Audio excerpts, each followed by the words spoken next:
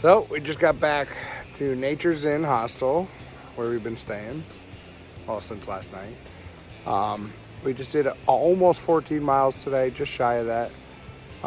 It was a pretty rough one. I actually think it was worse going SOBO than NOBO, so it was kind of like defeated the purpose. I mean, we didn't have our packs, but like then we increased the elevation gains. So it wasn't as chill as we wanted it to be. So we're actually going to stay again tonight and go fix well, not a mistake, but a choice that we did when we got off at Devil's Fork Gap to come to the hostel. We skipped over like 8.7. So before we can move on from where we started today at Spivy Gap, we got to go knock this 8.7 out. So we're going to stay tonight, go to the 8.7 tomorrow, and then Friday morning we're going to step off at Spivy. So that's the plan. Yeah. So, oh, and I don't know if anybody's ever seen the movie Memento. I'm not sure if I'm confusing Memento with Irreversible, which that's a rough movie to watch if anybody's watched it. But I know there's like some oddity on the storytelling, and I could have sworn Memento was similar, where it like tells the story from backwards to front. I was gonna play with that today since we were slackpacking and we were doing SOBO. I was gonna do my video backwards. So I guess this is the start.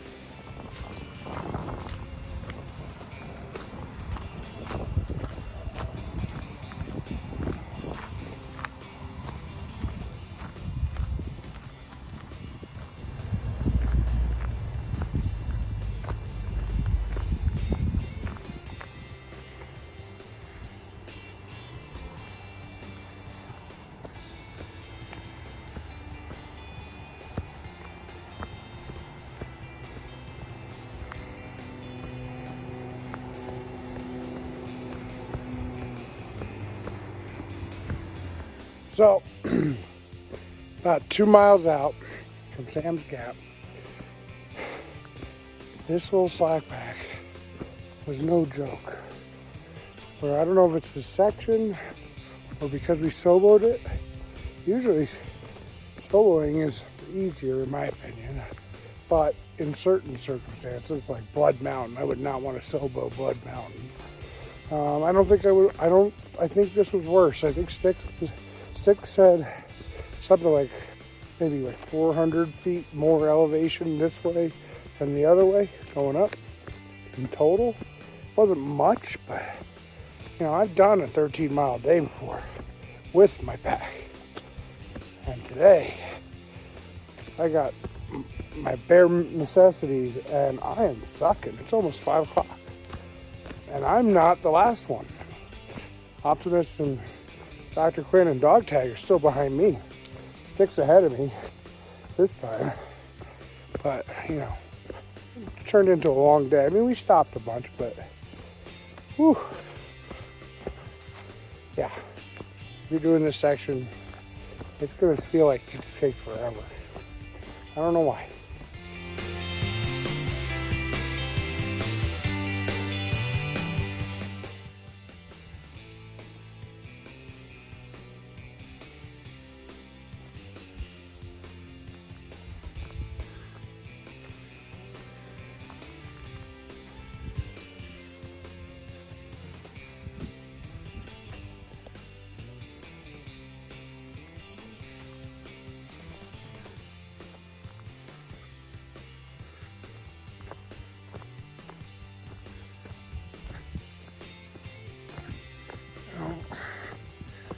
Walking on a little forestry road, it kind of seems like, according to the map, sometimes you can kind of see where the road was. Pretty grown in now, but kind of cool. And you can see it was definitely cleared at one point with the trees. There they are.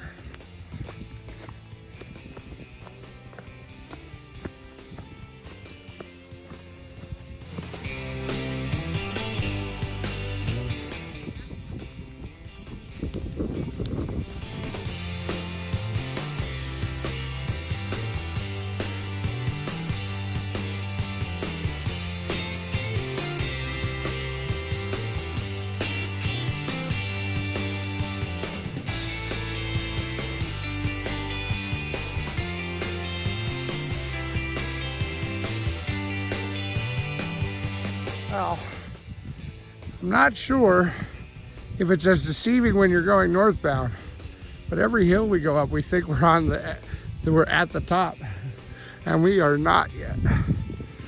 That's pretty neat. And we just saw an old fireplace, dying to know what that's about. I'm sure the little guidebooks that used to come with the maps would have had it. I don't know why Far Out doesn't go that far.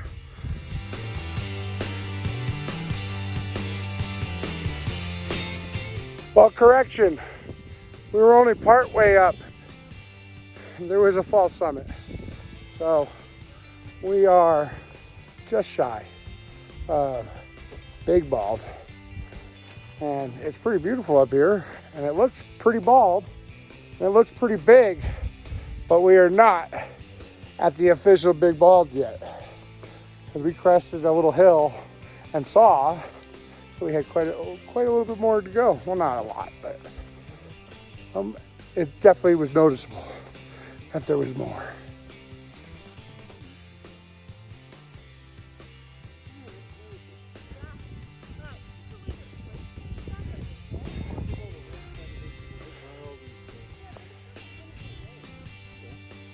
Well, hey everybody, we're on Bald of the Big? Big Bald. Big Bald, that's right, okay.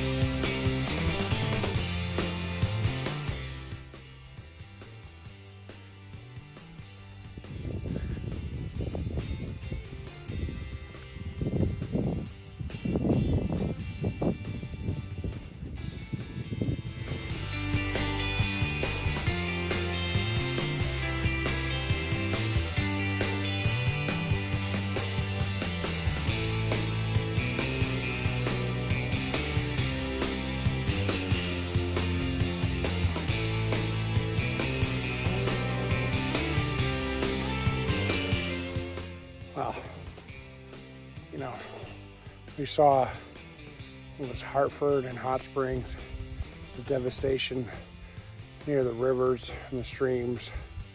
I know there's more to come, unfortunately, as far as that goes, but on the trail, I would say this by far some serious devastation compared to like the Smokies or anywhere else I've seen on trail. Well, I mean, I guess the Hot Springs is a mixture of town and trail, but pretty nuts. And I got to give props to all the volunteers, and you know, there's probably some paid forestry people. Great job through this section. But it's a sight. And sorry, I'm into the sun again. But I was trying to get the trees. But yeah, like, kudos to you guys for doing such a great job through here. All that hard work. But I'm serious, like, these fallen trees aren't going anywhere anytime soon, so this section might get a name in the future, because it's going to be an eye-opener every time somebody goes through it. You know, if some people aren't familiar with when it gets years down the road and they don't remember the hurricane, they're going to think it was like a forestry plan or something. So I bet you this stretch ends up getting a name at some point. You'll see a little flag on Far Out or something.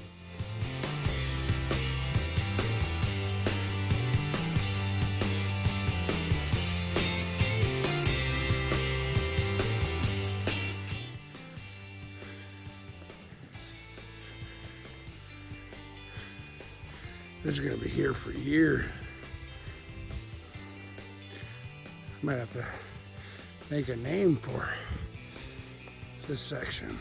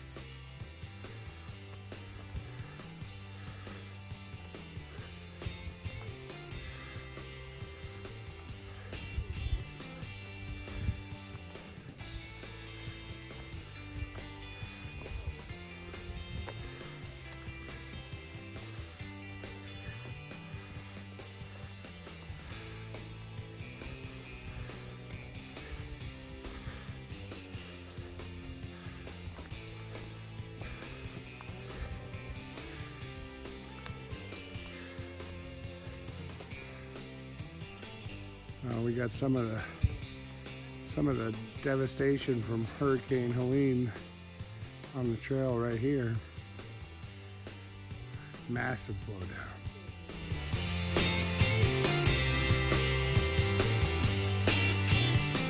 Day 49, April 9th. I think it's Wednesday, hump day, and we're doing a 14-ish mile, I don't know, 14 and change. I forgot to look before I started videotaping. We're doing a 14-mile slack pack from Spivy to Sam's Gap today. I'll try to explain this as best I can. So that's going to be a southbound slack pack. And then we'll stay here again tonight. And then tomorrow we're going to do not going to be a slack pack. It'll be a regular pack, but we're still going SOBO to catch the miles where we got off. So we're going to be going from Sam's Gap to Devil's Fork Gap. And then we're going to have to arrange a shuttle to get us back up to Spivy. We're cheating a little. I wouldn't say cheating, but you know, when you have an ability to pick your miles and how you like, what's the best way to do them with less strain on the body. So it was high. It was worse going northbound in some of those sections. So that's why we're doing it that way with the hill climbs, because we got Big Bald in there, which is a pretty tough climb, and we're trying to make miles right now and kind of catch up from all the zeros we're taking. So we're kind of slow, and if we can find a way to make the miles without making with not taking as long to do it, that's what we're trying to do right now. Because I think we all really need a zero, but we want a zero in Irwin, not. We want to be somewhere where we can kind of go to dinner and as a group and resupply and maybe be able to go shopping on our own without the need for a shuttle driver. Like right now, this is a great place, but it's kind of in the middle of nowhere. Like I'm almost out of cigarettes, so I had to ask the hostel person to make a special trip for me while I'm out on the slack pack, because there's not even a gas station within so many miles. So yeah, that's the plan. Hope I didn't confuse everybody.